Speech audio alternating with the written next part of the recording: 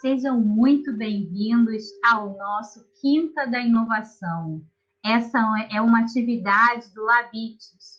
Eu sou a professora Tatiana Fernandes e estamos aqui com a equipe do laboratório e hoje nós temos um convidado especial, que é o professor Diego Alonso. Diego, seja bem-vindo e, por favor, se apresente para nós. Muito obrigado, Tati, pelo convite. Muito obrigado, Júlia, Karina, Fernanda, por participar dessa atividade. Espero que eu consiga responder essas perguntas aí. Eu sou professor da Faculdade de Farmácia, aqui da UFRJ, mais especificamente da cadeira de Biotecnologia Farmacêutica. Minha formação é Biomedicina, tenho mestrado e doutorado em Ciências Biológicas e trabalho com biotecnologia desde então.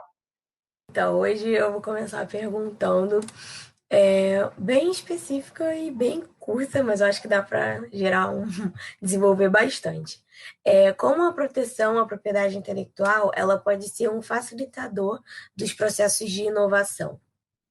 Tá, boa pergunta, Júlia. A gente tem que pensar o objetivo de uma patente, né? Por que a gente deposita uma patente? A patente, ela é um título concedido pelo Estado que confere aquela pessoa que desenvolveu aquela tecnologia, né, o depositante da patente, o direito de exploração comercial, né? Então, isso basicamente é uma forma do Estado compensar esse desenvolvedor, né, esse inovador, dos custos e do tempo que ele teve que despender para poder chegar naquela inovação, naquela tecnologia. Então, se aquela tecnologia espera-se que em algum momento ela possa chegar no mercado. Então, a proteção intelectual garante que aquele que desenvolveu aquilo, ele vai ter uma exclusividade de explorar comercialmente aquela tecnologia e impedir que terceiros, né, utilizem de todo o know-how que ele desenvolveu ao longo do tempo até que aquela tecnologia estivesse pronta, e com isso ter alguma vantagem competitiva frente ao desenvolvedor. Porque imaginem vocês, vocês desenvolvem alguma tecnologia, uma inovação, vocês passam essa inovação, publicam de alguma forma, mas vocês não têm nenhuma segurança de que vocês vão conseguir de fato explorar comercialmente. Aí vem um terceiro, pega todo o know-how, né, lê, aprende aquilo tudo, só que todo o gasto energético e eventualmente de dinheiro que você teve para desenvolver aquilo, ele não vai ter, porque ele já vai pegar um degrau acima. Então, a chance, né, de competição mercadológica, né, de exploração comercial, não vai ser igual, vai ser desleal, né, desleal para o desenvolvedor. Então, a patente, ela estimula, na verdade, a inovação no sentido de que aquele que chegar primeiro, ele vai ter os ganhos da exploração comercial daquela tecnologia por um período de tempo. Então, normalmente, a patente ela tem um prazo de validade, né, de 20 anos, né, a partir da data de aplicação de depósito, em que o detentor daquela patente, né, o autor daquela patente, o inventor, ele tem garantia de ser o que vai ganhar a exclusividade daquela patente. Então, assim, ele pode comercializar essa patente para terceiros, mas esses terceiros, esses que comprarem essa patente, né, os terceiros que desenvolverem ou explorarem comercialmente essa patente, eles vão ter que pagar royalties para esse inventor. Então, ele, no final das contas, ele nunca vai sair ganhando. Muito obrigada pela resposta. Bem, a segunda pergunta, ela é mais direcionada para a própria ideia das patentes, tá? Como podemos patentear essas ideias inovadoras? Como funciona esse processo? Bom, primeiro a gente tem que ter em mente que a gente não consegue patentear a ideia, né? Então, a ideia, ela é livre. Então, você teve uma ideia, sua colega ela pode ter a mesma ideia. Então, você só vai patentear aquela tecnologia que você provar que é possível de existir e de ser reproduzida. Então, existem basicamente 3 fatores que garantem uma patente. Então, a primeira é ser nova. Então, você tem que ter aí uma novidade. Ele tem que ter uma atividade inventiva. O que seria uma atividade inventiva? Não é qualquer pessoa que pode chegar naquele produto, naquele resultado final. Então, porque isso daí seria alguma coisa que não seria nova, não seria inovador, né? Então, qualquer pessoa que a gente chama tecnicamente de versado na arte, ou seja, um técnico de nível mediano de conhecimento naquela arte, ele conseguiria chegar naquele produto, naquela inovação. Então, se isso acontece, não tem atividade inventiva. Então, atividade inventiva seria um critério mais subjetivo de uma proteção industrial, né, de uma patente, que seria justamente aquele salto de conhecimento ou aquele salto inovador que permite você avançar numa determinada área tecnológica, de fato, que o teu produto seja uma inovação e não seja mais um complemento mais do mesmo que existe, ou já é conhecido. E o terceiro é a aplicação industrial. Então, você precisa necessariamente mostrar, provar que aquilo tem uma aplicação industrial para a sociedade, ou seja, industrial seria no sentido de comercial, né? Então, você precisa comprovar, na verdade, esses três critérios, né? Essas três bases de patenteabilidade. Então, para isso, você tem que ter a ideia e você tem que desenvolver essa ideia, ou seja, você precisa mostrar os métodos, os processos de desenvolvimento da sua ideia e provar que aquele produto final, aquela invenção, de fato, ela existe, ela é reprodutível e tem que provar a aplicação industrial. Então, vou pegar aqui o exemplo que é do meu cotidiano, né? Então, um fármaco, um novo fármaco. Então, eu tenho a ideia, né, a concepção do projeto, então eu tenho a ideia que aquela molécula, aquele núcleo, ou aquela estrutura, aquele composto, ele vai ter uma atividade de cura ou de tratamento para uma doença X. Então, eu tenho que produzir aquela molécula, então sintetizar aquele composto, mostrar como eu sintetizei aquele composto, eu tenho que testar no modelo de doença, provar de que aquele modelo da doença é um modelo aceito na literatura, né, científica e técnica como um modelo reprodutível da doença, no caso, né, em humanos ou veterinário, não importa, e com isso, né, estabelecer aí bases, resultados, né, que comprovem, mostrem para o analista daquela patente que aquilo de fato é real, é reprodutível e tem um resultado significativo. Então, hoje em dia, né, a gente tem aí 1 zilhão de patentes publicadas, a literatura científica é muito vasta, então não é fácil você fazer uma inovação e patentear alguma coisa. Então, você precisa ter uma noção muito clara do que seria o estado da arte, né? O que seria o estado da arte? Seria o conhecimento top de linha, a fronteira do conhecimento que existe atualmente. Então, tendo esse conjunto de resultados, você escreve o texto da patente e deposita. Obrigada. Diego, uma outra pergunta para você. Quando que eu me deparo, né? Quando e como eu me deparo com uma inovação no ambiente universitário, que é o ambiente que nós estamos inseridos? Então,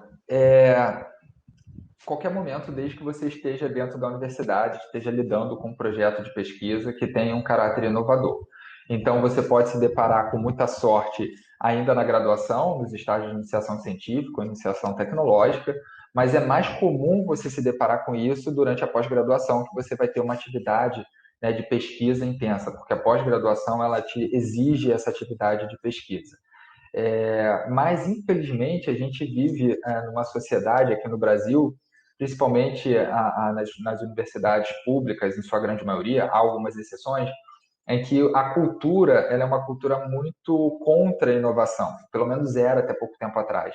E na verdade, da lei de inovação, que é de 2004 para cá, que consolidou e permitiu, né, que os professores, né, os servidores, o corpo social efetivo das ICTs, eles pudessem fazer inovação, então legalizou esse processo.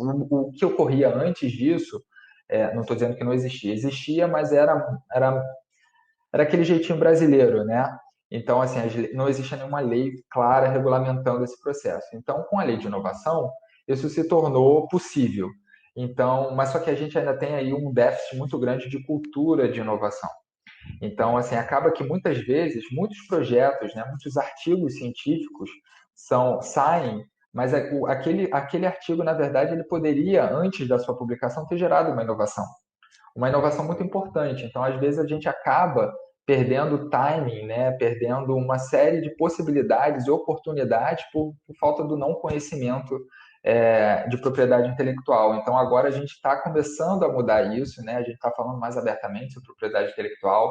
As pessoas estão conhecendo, estão tendo dúvida. Então, hoje em dia, né, muitos alunos de pós-graduação, quando passam na seleção do mestrado, do doutorado, eles já começam a se perguntar, já começam a procurar.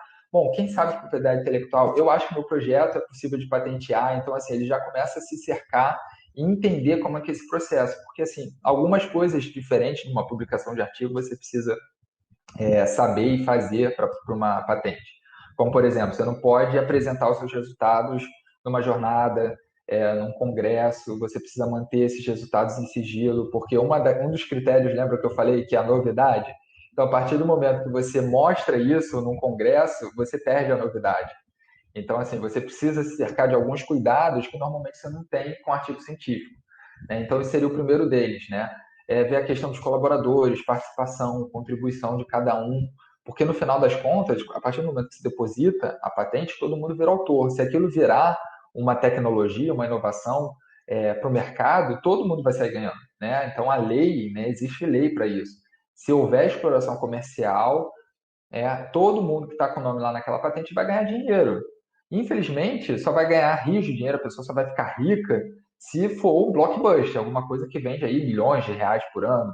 Mas, assim, é um dinheiro extra, às vezes muito bom, né? Você não está esperando ganhar alguns milhares de reais, eventualmente dezenas de milhares de reais, no melhor dos casos, assim, extra, né? Então, assim, é bom por esse sentido, e todo mundo ganha. A universidade ganha, os autores ganham, as unidades ganham. Então, assim, eu acho que o processo de proteção patentária é um ganha-ganha para todo mundo.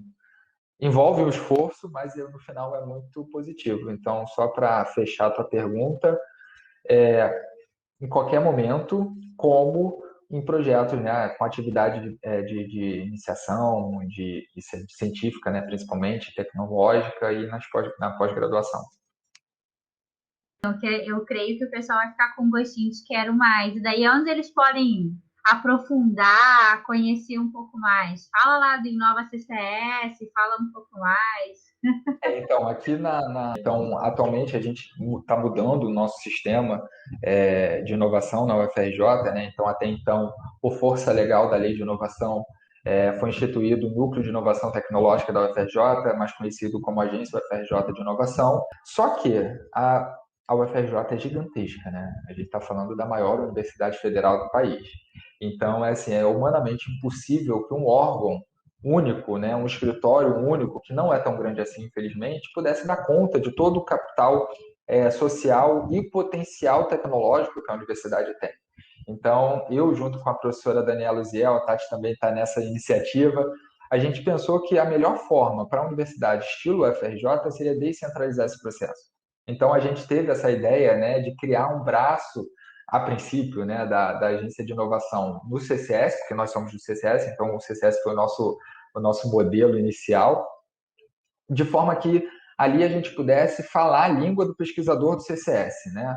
Porque também tem muito isso, né? Você na agência de inovação você tem uma química, você tem uma farmacêutica, e aí elas tentam dividir conhecimento com o cara que está fazendo biotecnologia aplicada, enfim. E aí às vezes não é que elas não sejam capazes, muito pelo contrário, eles fazem um trabalho hercúleo lá. Mas assim é uma questão de você falar a língua, né? E quando a gente fala em ciências da saúde, por exemplo, a gente está falando desde dispositivo médico a processo cirúrgico, fármaco e uma série de outras coisas. Então, assim, é um mundo de possibilidades. Então, assim, a gente ter uma pessoa, um pessoal capacitado em falar com esse pesquisador e entender quais são as necessidades daquele centro seria muito positivo. Só que esse negócio foi modificado e hoje se tornou parte do ecossistema de inovação da UFRJ. Então, o Inova CCS, como todos os outros Inovas, eles estão habilitados a conversar e divulgar com os pesquisadores, cada um do seu centro, sobre esses aspectos. Mas eu quero deixar claro aqui que quem tem responsabilidade legal por gerir inovação na UFRJ é somente a Agência UFRJ de Inovação. Mas qualquer dúvida que a gente tenha sobre qualquer aspecto de propriedade intelectual, de inovação e empreendedorismo, a gente espera, né, que o primeiro local a ser procurado são os Inovas. E ali dos Inovas a gente vai direcionar para quem deve de fato. O Inova está lá, então qualquer pessoa que passe pelo corredor central vai encontrar, vai poder entrar, vai poder perguntar, vai tirar suas dúvidas e a gente vai conseguir oferecer, a gente está preparando material de suporte para ter escrito, né? E eventualmente indicar sites, né, conteúdo, literatura para que aquela pessoa possa procurar, se inteirar mais sobre o processo. E, enfim, direcionar esses pesquisadores para o caminho correto de como fazer.